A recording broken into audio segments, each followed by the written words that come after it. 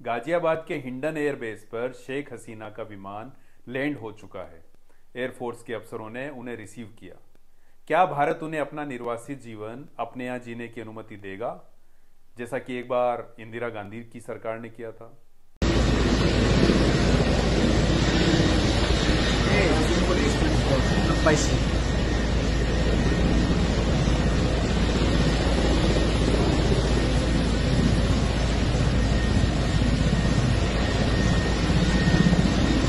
कहा जा रहा है कि वे कुछ दिन भारत में रहेंगी, इसके बाद फिनलैंड, लंदन या कहीं और जा सकती है।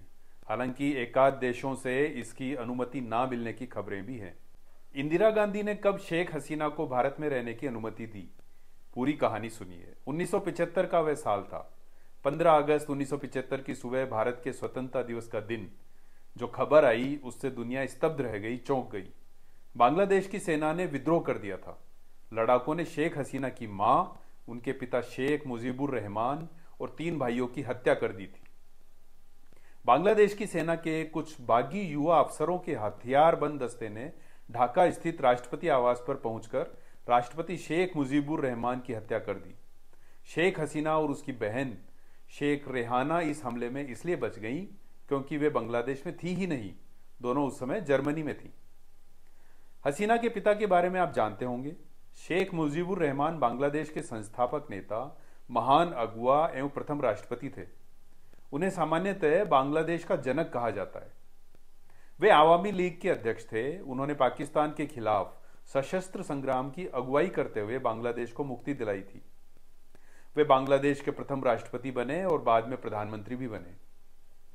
इस हत्याकांड के बाद इंदिरा गांधी सरकार ने शेख हसीना को भारत में शरण दी। वह जर्मनी से अपनी बहन के साथ दिल्ली आ गई और करीब 6 साल यहां रही।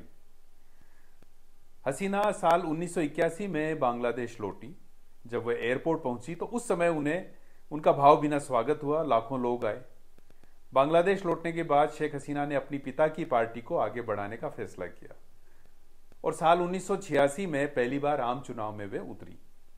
हालांकि उस चुनाव में उन्हें हार का सामना करना पड़ा, लेकिन खैर इन झटकों के बाद तो उन्होंने लंबा, सफल, शोहरत वाला जीवन जिया। वे 5 बार बांग्लादेश की प्रधानमंत्री बनी। माता पिता और भाइयों की हत्या के बाद अब शेख हसीना के जीवन में और कौन बचे थे? पति वाजेद मियां का निधन 2009 में हो गया था। बेटा और बेटी विदेश में है। बेटा कंप्यूटर इंजीनियर है। तो एक महिला जिसकी जिंदगी में इतने उतार चढ़ाव आए कि कोई सोच तक नहीं सकता। अब आगे उनका भविष्य क्या है? फिर क्या कोई नया मोड़ आएगा? कुछ साल बाहर रहने के बाद फिर अपने देश लौट पाएंगी? क्या उसी तरह स्वागत फिर से होगा? चुनौती है।